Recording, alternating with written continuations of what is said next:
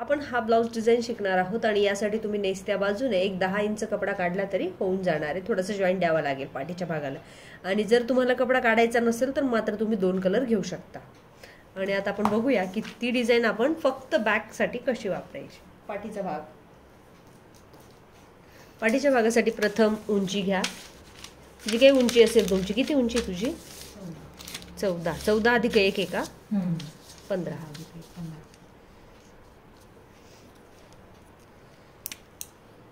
आणि 15 उंची घेतली आपण आणि इथे छातीचा भाग टाकला. छाती किती आहे? 34 आहे. 8.5, 9.5 आणि 10.5. 36 आहे. 9 अधिक 2 आणि हा एक 9 अधिक 2 चा बॉक्स कंप्लीट. छातीचा चौथा. आणि याला रेग्युलर शोल्डर. रेग्युलर शोल्डर म्हणजे काय तर आपण जी फोल्ड पट्टीचं शोल्डर वापरतो ते वाला. ते कसं करायचं? असं घेऊन डायरेक्टली हाफ करायचं. पुढे पण हाच पॅटर्न तुम्ही वापरू शकता. मागे पण हाच. जे उरलेले आहेत त्याला पण निम्मा करा. 2 पॅटर्न मिळाले. गळा मोठा आवडत असेल तर हे असंच ठेवा. गळा जर मोठा जास्त आवडत नसेल तर तुम्ही अर्धा इंच आतमध्ये जाऊ शकता. आता जायचंय की मोठाच ठेवायचा? चालेल ना. गळ्याची उंची 8-9 असे. 10 आहे तर 10.5 घ्या. 10 आहे तर 10.5 घ्या. आणि हे सगळं माप मोजायचं. किती ते 5.5. आणि 5.5ला इथं घेताना किती घ्यायचे? अर्धा इंच एक्स्ट्रा. 6. आणि 1 इंचवर एक बगल आखून घ्यायचंय जे पुढे आणि मागच्या साईडला दोघांनाही चालणार आहे. जास्त कोरलेलं बगल घ्यायचं म्हणजे जेणेकरून चुन्या पडणार नाही. अजून एक दुसरं घेतल्यावर मग चुन्या पडू शकतात बाहीच्या बगलेच्या ठिकाणी किंवा बाही जॉईन करताना. याला डिझाईनच्या ब्लाऊजला 100% कमर फिटिंग टाकून घ्यायची. टक्स नाही दिले तरी चालतात कारण ही कमर फिटिंग त्याला कव्हर करते म्हणजे इथून जॉईन झालं की इथे थोडासा फुगा करते आतमध्ये, म्हणजे पुढच्या बाजूला ती काय म्हणतात ना ती फिटिंग टीप येऊन जाते. आणि जर तुम्हाला जागा उरली डिझाईनमध्ये अडत नसलं कोणतीही कपडा तर मग तुम्ही बारीक टक्स द्यायचे. उंचीला 4 इंच घ्यायचे. जसं की समजा आता इथे टक्स घेतले आपण तर इथे 5 इंचवर घेऊ शकता आणि इकडे 4 किंवा 3.5 इंच घेऊन टाकायची. उंची शॉर्ट करून टाकायची टक्सची. जे ज्यावेळेला डिझायनर पॅटर्न असेल सगळ्या डिझायनर पॅटर्नला, सगळ्या पॅच पॅटर्नला. आणि काही पॅच पॅटर्नला तर टक्स येतच नाही. त्याला हे घ्यायचं.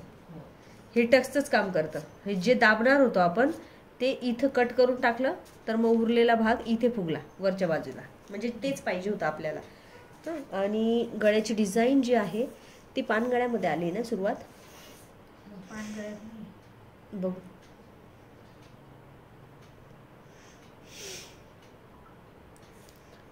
पानगळ्या. गोलसर पानगळा आहे. ठीक आहे. गोलसर पानगळ्यामध्ये ना मग आता हा जो सेप आहे तो फक्त खालच्या खाली. मग तुम्हाला किती मध्ये सेप पाहिजे तर मला साधारण 3.5 मध्ये सेप चांगला वाटतोय तर मी 3.5 आहे ना याला असं जोडून घेणार. आणि असं जोडल्यानंतर आहे ना याचे हाफ करणार जे की इथं आलंय आणि पाहिजे तिथे माप घेणार आणि असं करून असं थोडासा क्रॉसमध्ये घेणार म्हणजे त्याच गळ्याचं जे माप आहे ते रेडी होईल. आणि तुम्ही आता करून बघा. बाकीचं मी नंतर करते. बाकीचं पुढं बरंच काही आहे बाकी यार. आणि हा जो पॅटर्न आहे तो आपला रेडी झालाय. आणि तुम्हाला इथे सेप द्यायला थोडीशी अडचण येत होती तर छोटा यस इकडे शेंडी करून टाकायची त्याची आणि हा इथे मोठा यस करायचा. आणि फक्त एवढाच गळा जो आहे तो घ्यायचा. याला आहे ना गळा उतरत असेल तर अर्धा इंच आतमध्ये जाऊन गळा कापू शकता किंवा इथे छोटीशी पट्टी लावायची, हुक पट्टी लावायची, त्यामध्ये ब्रा पट्टी अटॅच होते आणि ते ब्लाऊज आपल्याला फिटिंगला व्यवस्थित बसतं. जास्तच असं वाटत असेल की खूप जास्त लूज होतंय तर मग काय करायचं तर आपण ब्लाऊज कट केल्यावर तेही शिकूया. आणि हा पाठीचा भाग तुमचा असा रेडी झालाय. गळा बघू शकतो आपण कसा झालाय. तर गळा तुमचा या पद्धतीचा दिसतोय. आणि आपल्याला जी डिझाईन शिकायची आहे ती डिझाईन नंतर कशी कन्वर्ट करायची आहे आणि कोणत्या दिशेला डिझाईन कन्वर्ट झाली पाहिजे हा सगळ्यात मोठा उद्देश असतो. हा, ओपन बाजूला. जर डाव्या बाजूला पदर जातोय तर उजवी बाजू, मग याच्यावर डावी आणि उजवी दोघंही तुम्हाला समजायला पाहिजे. तर हा माझा समजा हा वरचा पीस आहे साडीचा आणि या साईडला लेफ्ट ना आणि इथे राईट.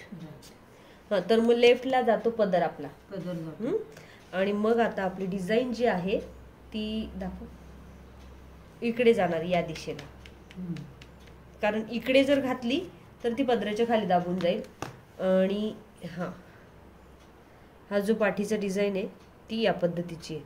आता इथे जी दिसतीये ती लेफ्टच्याच साईडला आलेली आहे, तर ती तशी पण चालणार आहे कारण ती खूप पुढे नाही गेलेली, इथेच एवढ्या जागेत आहे. एवढ्या जागेत असेल तर मग लेफ्ट राईट करायची गरज पण नाहीये, पण तरी आपण ही करून घेतलेली. आता इथून मी सेंटर करून घेते. याचा आधी सेंटर करून घेतल्यानंतर हा आपण ही गळ्याची डिझाईन शिकणार आहे, तर त्यासाठी सर्वप्रथम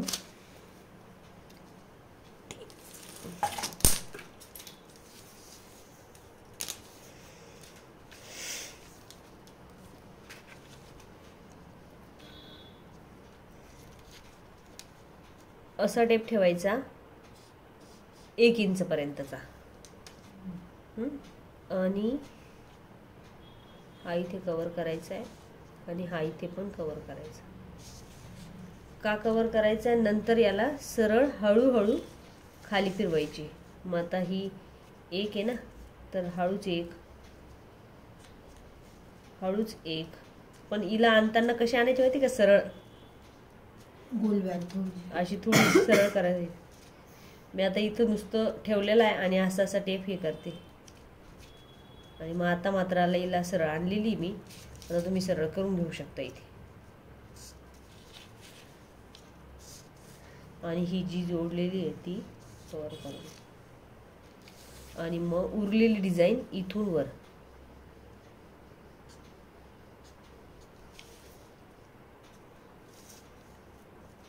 कधी पण पेपर स्केच जास्त महत्त्वाचं राहील. तुम्हाला पॅटर्न किती शिवता येतं त्यापेक्षा किती डिझाईन करता येतं याला जास्त महत्त्व आहे. बाकीचं तुम्हाला शिवता आपोआप यायला लागून जाईल पॅटर्न बघून. आता कळालं की काय करणार आहे आपण? कट करणार आहे. कटबीट नाही करणार आहे. फक्त मी डिझाईन आखून दिलेली ही डिझाईन तुम्हाला पाठीच्या भागावर आखायची आहे. बिलकुल कट नाही करणार आहे. हा शिदा पलटी करणार आहे, त्याच्यावर तो पॅच इथला बसवून देणार आहे आणि ही फ्रिल इथे बसवणार आहे आणि डिझाईन तयार करणार आहे. आता उर्वरित काम आपण ब्लाउज पीसवर करूया. आता ही कटिंग इथे संपलेली. आपण तिकडे येलो कलर इकडे ग्रीन कलर लावणार आहोत, मग तरी उलट मग ते जाड नाही होणार का? अस्तर वरून परत ते दुसरा कलर. मग तुम्हाला जर कलर चेंज करून घ्यायचा असेल तर तुम्ही बोलले की पीस कापणार नाही, बोलले ना? पीस कापणार आहे तुम्ही नेसत्या बाजूने 2 कलर मध्ये. मग ठीक आहे ना. ऐका ना, खूप सोपी आयडिया आहे. इथून फक्त कट करायचा त्याला असा.